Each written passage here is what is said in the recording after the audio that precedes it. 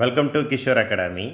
இன்றைக்கி இந்த வீடியோவில் 6th standard maths English medium third டேர்மில் உள்ள இம்பார்ட்டன்ட் கொஸ்டின்ஸ் பார்த்துட்ருக்குறோம். ஃபர்ஸ்ட் சாப்டரில் எக்ஸாம்பிள் 18 என்ன அப்படிங்கிறத இந்த வீடியோவில் பார்க்க போகிறோம். எக்ஸாமினேஷன் பாயிண்ட் ஆஃப் வியூவில் இது ஒரு இம்பார்ட்டன்ட் கொஸ்டின். கொஸ்டின் என்னென்னு ஃபஸ்ட்டு பார்த்துலாமா? In a juice shop, if a man prepared 1/2 liters of juice from 1 kg of oranges, then how many liters of juice can be prepared from 12 3/4 kilogram of oranges? அதாவது கொஸ்டினோட meaning என்ன அப்படின்னா, ஒரு juice ஷாப்பில் 1 kg 1 kilo ஆரஞ்சை வச்சு 1.5 litre juice ஒரு man என்ன செய்கிறாரு அப்படின்னா, அந்த ஜூஸ் ஷாப்பில் இருக்கிற மேன் வந்து என்ன செய்கிறாரு அப்படின்னா ப்ரிப்பேர் பண்ணுறாரு. 1 லிட்டரிலேருந்து நல்லா கவனிக்கணும், 1 கிலோகிராம் ஆரஞ்சிலேருந்து 1.5 லிட்ரு ஜூஸ் வந்து என்ன செய்யுது அப்படின்னா கிடைக்குது. அப்படின்னா 12 3/4 ஆரஞ்சிலேருந்து கேஜி ஆரஞ்சிலேருந்து 12 3/4 கிலோகிராம் ஆரஞ்சிலேருந்து எத்தனை லிட்டர் கிடைக்கும்? நம்ம ஊர்லலாம் 1 லிட்டர் ஆரஞ்சிலேருந்து ஜூஸ் மேக் பண்ண சொன்னால் 3/4 லிட்டர் தான் கிடைக்கும். ஆனால் இங்கே 1.5 லிட்டர் கிடைக்குது. பரவாயில்ல, நல்ல ஜூஸ் கடைக்காரராக தான் இருக்கிறாரு. ஒருவேளை தண்ணி இனியாக மிக்ஸ் பண்ணுறாரா என்னன்னு தெரில. ஓகே, பார்க்கலாம். நமக்கு சம்முக்குள்ளே போகலாம். ஸோ இதுக்கு வேல்யூ கண்டுபிடிக்க, இந்த சம்முக்கு சொல்யூஷன் கண்டுபிடிக்க என்ன செய்யணும் அப்படின்னா, ஜஸ்ட் இந்த 2 வேல்யூவையும் மல்டிப்ளை பண்ணால் போதும். ஸோ சென்டென்ஸும் மேக் பண்ணணும். எப்படி மேக் பண்ணணும் அப்படிங்கிறத பார்ப்போம். The quantity of juice prepared from 1 kg of oranges. 1 kilo ஆரஞ்சிலிருந்து எவ்வளோ ஜூஸ் ப்ரிப்பேர் பண்ணலாம்? ஸோ அதை இப்படி தான் சென்டென்ஸாக மேக் பண்ணணும். which is equal to 1/2 liters. Then therefore, இப்படி ஒரு 3 பாயிண்ட் வச்சுக்கோங்க. அப்படின்னா therefore அப்படின்னு சொல்லி அர்த்தம்.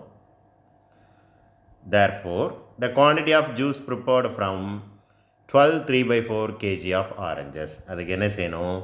இந்த 12 3/4ஐயும் 1/2ஐயும் மல்டிப்ளை பண்ணால் போதும். ஓகே, எப்படி மல்டிப்ளை பண்ணணும்? இந்த ரெண்டும் மிக்ஸ்டு ஃப்ராக்ஷனில் இருக்குது. இந்த ரெண்டும் மிக்ஸ்டு ஃப்ராக்ஷனில் இருக்குது. ஸோ அப்படியே டைரெக்டாக என்ன செய்ய முடியாது, மல்டிப்ளை பண்ண முடியாது. இம்ப்ராப்பர் ஃப்ராக்ஷனாக என்ன செய்யணும், மாற்றணும்.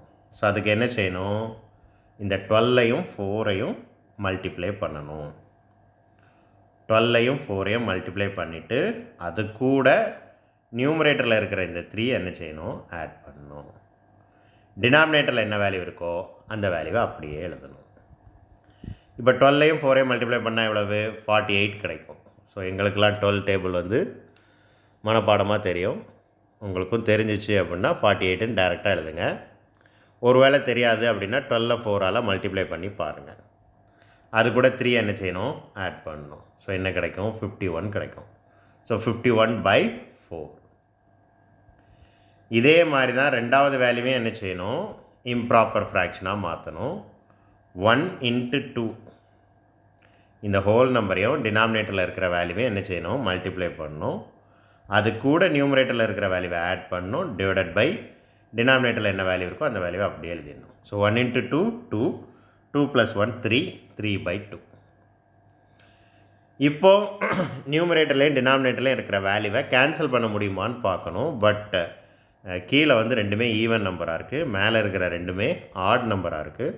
ஸோ கண்டிப்பாக கீழே இருக்கிற நியூமரேட்டரில் இருக்கிற நம்பரும் டினாமினேட்டரில் இருக்கிற நம்பரும் 2ஆல் கேன்சல் ஆகவே ஆகாது, வாய்ப்பே இல்லை. வேறு எந்த நம்பராலையும் டிவைட் ஆகும் அப்படின்னா 2ஆல் டிவைட் ஆகாது. அப்போ 4ஆல் மேலே இருக்க எந்த நம்பராக டிவைட் ஆகும் அப்படின்னா டிவைட் ஆகிறதுக்கும் வாய்ப்பே இல்லை. ஸோ இங்கே கேன்சல் பண்ணுறதுக்கு வழியே இல்லை. கேன்சல் பண்ண முடியலன்னா என்ன செய்யணும், நியூமரேட்டரில் இருக்கிற 2 வேல்யூவே மல்டிப்ளை பண்ணி நியூமரேட்டரில் எழுதணும். டினாமினேட்டரில் இருக்கிற 2 வேல்யூவே மல்டிப்ளை பண்ணி டினாமினேட்டரில் எழுதணும். ஸோ 51ஐயும் 3ஐயும் மல்டிப்ளை பண்ணால் 153 கிடைக்கும்.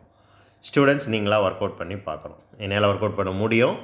நீங்கள் ஒர்க் அவுட் பண்ணீங்க அப்படின்னா தான் உங்களோட கேர்லெஸ் மிஸ்டேக் ரெடியூஸ் ஆகும். ஸோ இப்போ 153/8 இதே நம்ம மிக்ஸ்டு ஃப்ராக்ஷனாக மாற்றணும். ஸோ அதை எப்படி மாற்றுறது?